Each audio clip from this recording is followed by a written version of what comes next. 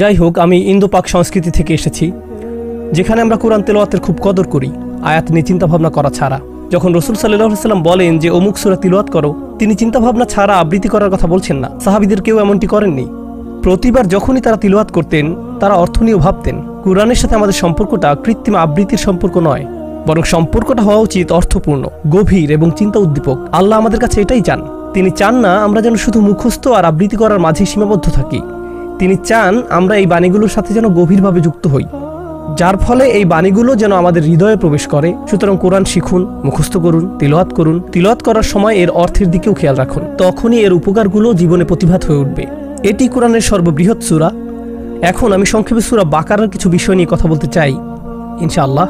আমি কয়েকটি হাদিস বর্ণনা করেছি এই সূরার কিছু গুণাবলী এবং গভীর সৌন্দর্য সম্পর্কে কিছুটা ধারণা লাভ করার জন্য, এমনকি রাসূল সাল্লাল্লাহু আলাইহি ওয়াসাল্লামের সময়কাল থেকেই। কিন্তু এই সূরার আরেকটি ব্যাপারেও আপনাদের জেনে রাখা উচিত। এই সূরাটিকে খুব সহজেই 9 ভাগে ভাগ করা যায়। এটি একটি দীর্ঘ সূরা, আয়াত সংখ্যা 286। এর রয়েছে 9টি অংশ। আমি আপনাদের নিকটে এই 9টি অংশের পরিচয় তুলে ধরব এবং কিভাবে সবগুলো অংশ একটি আরেকটির সাথে সম্পর্কযুক্ত তা উপস্থাপন করব। প্রথম অংশে আল্লাহ কোরআনের শ্রোতামণ্ডলীকে 3 ভাগে ভাগ করছেন। যারা কোরআনের দাওয়াতের সম্মুখীন হয়েছে, যারা কোরআনের প্রতি বিশ্বাস স্থাপন করেছে, 2 যারা কোরআনকে একেবারেই অস্বীকার করেছে, 3 যারা ঈমানের দাবি করে কিন্তু আসলে তাদের ঈমান নেই, মুনাফিকরা। বিশ্বাসীরা, অবিশ্বাসীরা এবং মুনাফিক। সূরাতুল বাকারার এটা হলো প্রথম অনুচ্ছেদ। আপনারা একে বলতে পারেন প্রথম অংশ। আর দ্বিতীয় অংশে আল্লাহ বলেন এই ধারণা যারা প্রকাশ্যে স্বীকার করে, যারা প্রকাশ্যে অস্বীকার করে, যারা মুনাফিকি করে, এই 3 প্রকার মানুষ সব সময় ছিল। বস্তুত বিশ্বাসী, অবিশ্বাসী এবং মুনাফিক এই ধারণাগুলো শুরু হয় আদম আলাইহিস সালামের ঘটনা থেকেই। তাই এর পরে এসেছে আদম আলাইহিস সালামের কথা, কিভাবে তিনি পৃথিবীতে প্রেরিত হন। এটা হলো দ্বিতীয় অংশ। দ্বিতীয় অংশ শেষ হওয়ার পর আমরা আরও এগিয়ে যাই।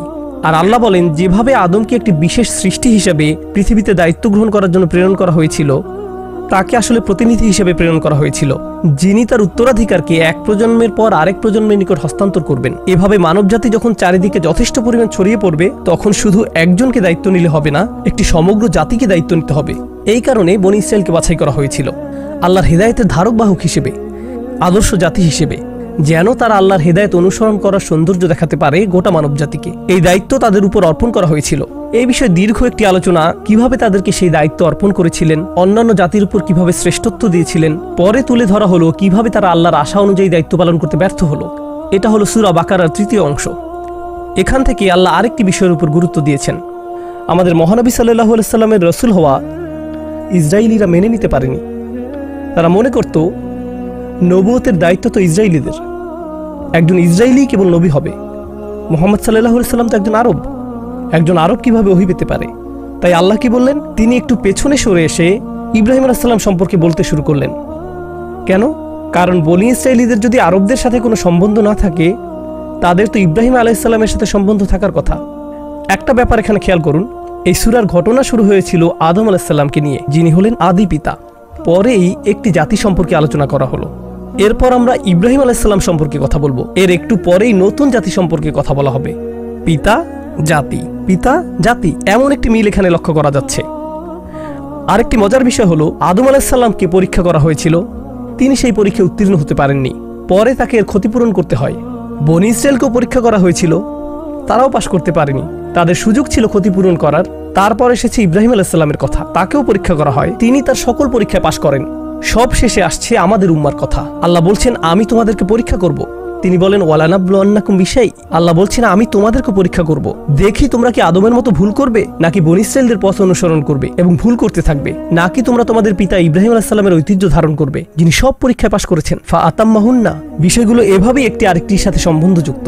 যখন ইব্রাহিম আলাইহিস সালাম সম্পর্কে কথা বলা হয়েছে, যে আল্লাহ অর্ধেক অংশে তার পুত্র ইসমাইল আলাইহিস সালাম সম্পর্কে বললেন, আর অন্য অর্ধেক অংশে তার নাতি ইয়াকুব আলাইহিস সালাম সম্পর্কে বললেন, যার অন্য নাম হলো ইসরাইল। ব্যাপারটা কেন গুরুত্বপূর্ণ? কারণ আল্লাহ বলছেন এরা উভয় ইব্রাহিম আলাইহিস সালামের বৈধ বংশধর, তারা উভয়ই ছিলেন মুসলিম। আল্লাহ উভয়জনের মুখ থেকে মুসলিম শব্দ উল্লেখ করেন। তাই আমরা বুঝতে পারি রাসূল সাল্লাল্লাহু আলাইহি সাল্লাম তাদেরকে যে বার্তার প্রতি আহ্বান জানাচ্ছেন সেটা দারুণ সত্য। যখন তোমরা ইসরায়েলিরা রাসূল সাল্লাল্লাহু আলাইহি সাল্লামকে আরব হওয়ার কারণে প্রত্যাখ্যান করছো, তখন ইবলিসের সাথে তোমাদের খুব একটা পার্থক্য নেই, যে আদম আলাইহিস সালামকে অস্বীকার করেছিল তাকে মাটি থেকে সৃষ্টি করার কারণে। তাই সেই ভুল পথে পা বাড়িও না, ওকে গ্রহণ করে নাও। এটা করার পর আমরা আবার পিতার আলোচনায় ফিরে আসছি। এখন তার যেহেতু 2টি বংশধারা আছে, তিনি তার পেছনে একটি উত্তরাধিকার রেখে যাবেন, একটি প্রতিষ্ঠান রেখে যাবেন। তিনি কাবা নির্মাণ করলেন। তিনি মরুভূমির মাঝখানে এই ঘর নির্মাণ করলেন। এই ঘর নির্মাণ করার সময় তিনি একজন রসুলের জন্য দোয়া করলেন। এখন ইসরায়েলীদেরকে বলা হচ্ছে, মুহাম্মদ সাল্লাল্লাহু আলাইহি সাল্লাম তোমাদের নিজেদের পিতা ইব্রাহিম আলাইহিস সালামের দোয়ার ফসল, তিনি তোমাদের নিজেদের পিতার প্রার্থনার জবাব। মুহাম্মদ সাল্লাল্লাহু আলাইহি সাল্লাম হলেন ইব্রাহিম আলাইহিস সালামের উত্তরাধিকারের পরিপূরণ। তাকে তোমাদের নবী মনে করা উচিত, ঠিক যেভাবে তোমরা ইব্রাহিম আলাইহিস সালামকে মানো। এরপর তারা কাবার পরিবর্তন দেখতে পেল, কারণ রাসূল সাল্লাল্লাহু আলাইহি সাল্লাম জেরুজালেমের দিকে মুখ করে নামাজ পড়া বন্ধ করে দিলেন। এই আয়াতগুলো নাজিল হওয়ার কারণে তিনি মক্কার দিকে মুখ করে নামাজ পড়তে লাগলেন। কাবার পরিবর্তনের পর এখন যেহেতু রাজধানী পরিবর্তন হয়েছে, যেটা আগে জেরুজালেম ছিল, তখন ইহুদিরা মনে করত আমরা আসলে ততটা ভিন্ন নই। এখন আমরা মক্কার দিকে মুখ করে নামাজ পড়ছি, তারা ভাবলো এরা তো এখন নতুন জাতি। আল্লাহ নতুন জাতি হিসেবে আমাদের উদ্বোধন করলেন। কুনতুম খায়রা উম্মাতিন উখরিজাত লিন-নাস, সূরা আল ইমরানে এসেছে। এখন বলা হচ্ছে ওয়াকাযালিকা জাআলনাকুম উম্মাতান ওয়াসাতা, আমি তোমাদেরকে মধ্যমপন্থী সম্প্রদায় করেছি, তোমরা এখন নতুন জাতি। এখান থেকে ইয়া আইয়ুহাল্লাযীনা আমানু ব্যবহার শুরু হয়ে গেছে, তোমরা যারা ঈমান এনেছো। এভাবে অফিসিয়ালি মুসলিম উম্মাহকে সম্বোধন করা হচ্ছে। নতুন জাতি গঠিত হলে তার জন্য একটা রাজধানী থাকা চাই, যেটা হলো আমাদের কাবা। তার জন্য আবার উদ্বোধনী অনুষ্ঠানের আয়োজন করতে হয়। জাতিসমূহের যেমন স্বাধীনতা দিবস থাকে, আমাদের দেয়া হয়েছে স্বাধীনতার মাস, কোরআনের মাস, রমাদান মাস। সেই মাসের কথাও এই সূরায় অবতীর্ণ করা হয়েছে।